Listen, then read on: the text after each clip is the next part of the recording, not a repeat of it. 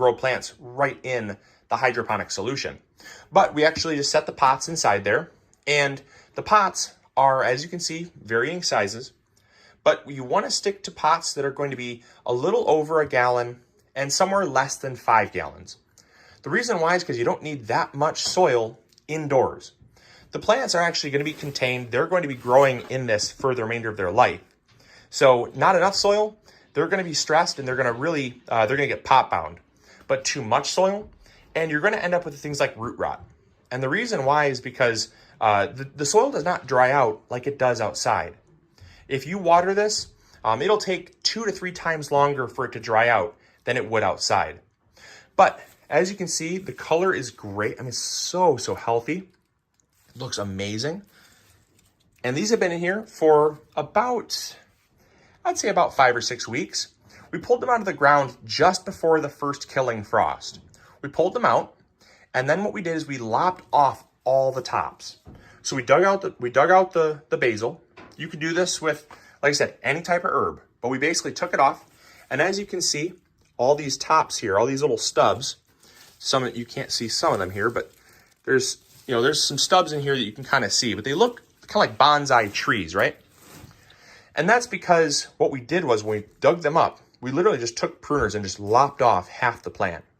That way there was no stress from transplanting, because if we were to basically move a full-size herb plant indoors, they'd be really stressed and you might even kill the plant. So what we did was we lopped off about 50% of the plant, dug as much of the root ball as possible, and then we used a really good all-purpose potting mix to fill the rest of the pot up. So that's just a combination of peat moss or coconut coir, worm castings, perlite, vermiculite, and a little bit of all-purpose fertilizer. Of course, we use trifecta. That's what we use for all of our plants, indoors and outdoors. But we use some trifecta as our all-purpose fertilizer. And as you can see, the plants are thriving. They're thriving. They look so good. Now, the next thing that we had to do was we had to get the light set up. So the lights we've already had here, but these are produced by a company called Viva Grow. Not sponsored, but as you can see, these are T5 high output fluorescent lights. They're 48 inches. So there are basically, there's 8 bulbs in here, and each switch corresponds to 2 bulbs. So I'm switching off 2 bulbs, 4 bulbs. I'm only at half power. 6 bulbs are off. 8 bulbs are off. And I love that because it does give you the ability to, it gives you some variability. It also really gives you a lot of beautiful light.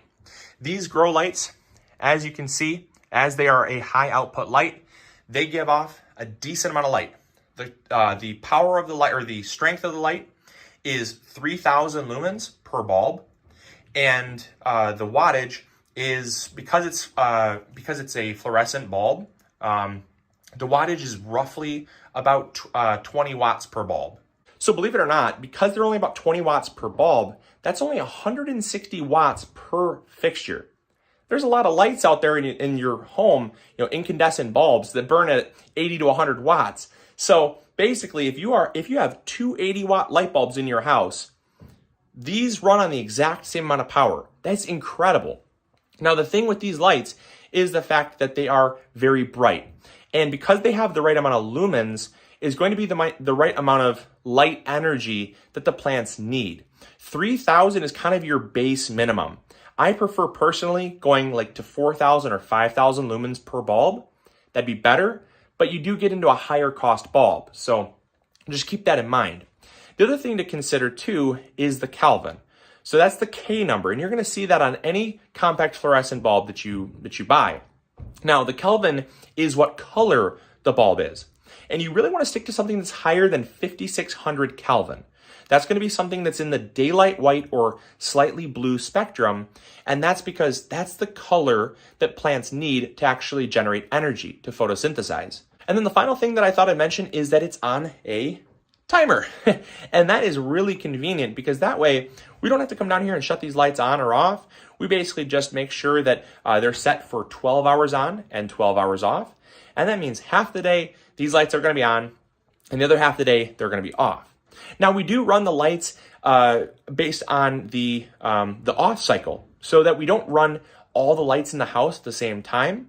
These are actually on at night. It's nighttime when I'm filming this, but when all the lights are off in the house, these come on, and that way there's not a whole lot of power draw. You're not straining your home's power consumption.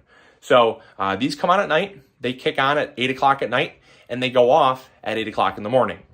So that's the on-off schedule. If you're growing something that takes more energy, you might have to bump that up to like 16 hours. But again, just look at the color. You can tell how healthy a plant is based on the color of the leaves. If the leaves are getting small, they're not getting larger, or they're turning yellow and kind of falling off and the plant looks stressed, bump up the lights a little bit. 14 hours, 16 hours, even 18 hours is not uncommon for grow lights. But that comes to a kind of a trial and error period.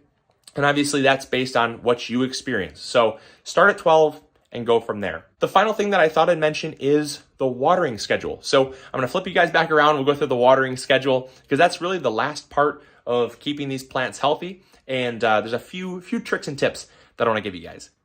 All right, so like I said, watering plants indoors is not the same as watering plants outside. And the reason why is because they don't dry out as fast as they do outside. We'll only water these about once a week.